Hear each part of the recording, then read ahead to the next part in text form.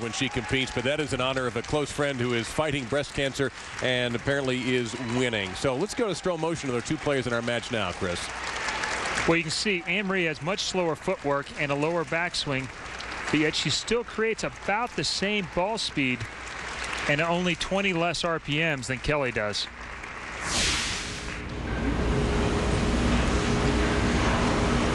You see the stats. That left lane's been kind of cranky all night. It's been tougher for Kelly, that's for sure. There's earlier hook on that lane from when the players broke it down earlier, and fighting through that has been difficult for Kelly. Yeah, no problem there at all for Kelly Kulick. And that's the ace there. That's the one she's been looking for. She's doing a lot of those on the left lane. Now a three-bagger on the right lane. Anne Marie had better start soon, or this one's going to get out of hand. Kulick's biggest lead of the match. Anne Marie just 2 strikes in her first 6 frames.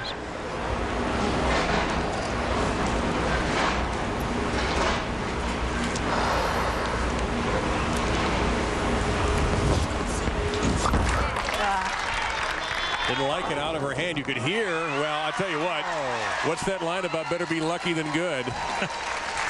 Yeah, she's got to give thanks to somebody for this one. Well, you can see this one coming at you. You heard her groan as soon as she threw it. Watch the 4-pin. Tip and perfectly into the 9.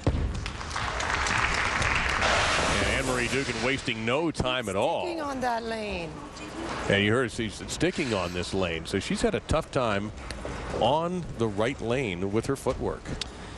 Yeah, as somebody who depends so much on her lower body to create her power, footwork is paramount. The fact that she can't trust her footwork. And then when she does, she sticks. Oh, and she misses the 3-6-10. Well, Anne Marie Duggan, with the glory days of women's bowling, is she out here just to have some fun?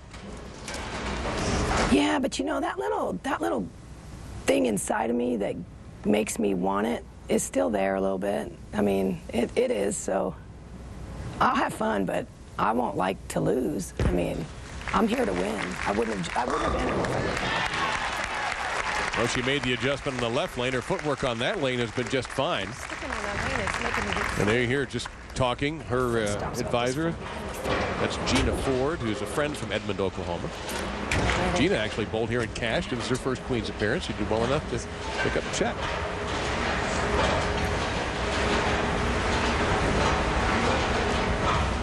And Kulick now with a commanding lead. Good shot. Well, that shot really shades of the same shot Missy threw in the 10th last time. A very good-looking shot, just a little bit light. And it crosses through 12.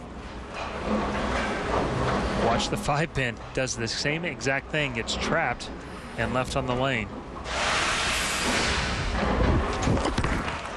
And that opened by Missy Bellender in the 10th, allowed Kelly Kulick, who did finish strong and rolled to 220 with 5 consecutive strikes, to advance to the semifinal match, where now Kelly has complete control. As we head into the foundation frame. Kelly to fall. There's the Cat's data on her last shot. Let it fall. It's a 17.9 miles per hour, 11.6 at the arrows. And just about half a board light at the pocket. She can max at 249. One time. Whoops. That was the shot that she almost left a couple of frames ago. That was the better one. And actually, this is the better one. This was 2 boards further right at the arrows than the last shot, but it came off that same spot harder. Leaves a 4-9. Now she'll have to hit the very left side of this and slide it over into the 9-pin. Otherwise, she'll provide an opportunity for Anne Marie to steal this match. That was very close, as you can see, so she knows it. Well, it was a break, Chris, that allowed Kelly to move on, and maybe it's a break the other way now for Anne Marie Duggan, an opportunity here. That pin, though, is huge. That means that Kelly needs to fill 20 in the 10th to shut out Anne Marie. If she'd gotten none, Anne Marie could have struck out and very possibly had a tie. Well, there you see some of that competitive fire that Anne Marie talked about. And let's check out the footwork. This has been the lane that's troubled her. And knowing Anne Marie's determination, she just decided that her foot was going to slide this time no matter what. She dug in there and just made it work. And by far her best shot of the match. Can she come up with another one? Big snap at the end there, Chris, and leaves the 4-6-7.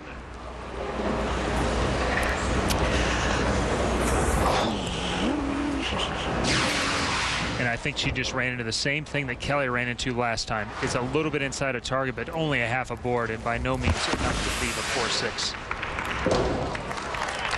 Into the channel. Kelly, nice falling. Good luck. Yep. And Anne Marie very gracious in defeat. By the way, she has now earned enough money in her career to be a millionaire.